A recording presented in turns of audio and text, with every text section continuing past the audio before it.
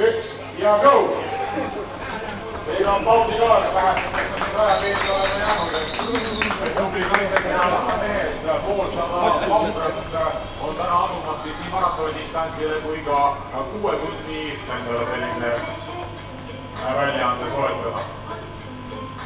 Ja siin on väga ilusad silte kohe esimese siseküljel.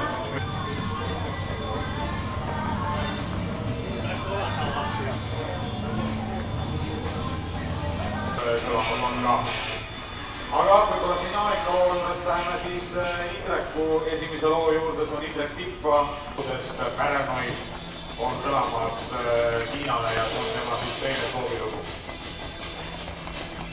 See on ka kindlalt liidripositsiooni ja enam kui 30 kilomeetrit on läbitud, nii et sosin viimast energiakeele, nii et ma arvan, et nüüd on kindlasti peremehe aeg, kelle siin sõltuvalt distantsi läbimise ajast siis juba mõnda aega.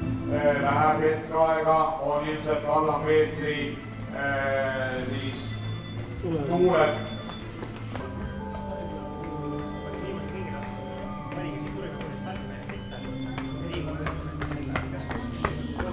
Piret Tikva on lähenemas finišile ja võime teha pausi, tema on lõpetamas täna naistest teisena Siiri pildi järel. Piret jõuab finišisse täna tunatusega 3 tundi, 42 minutit, 49 sekundit.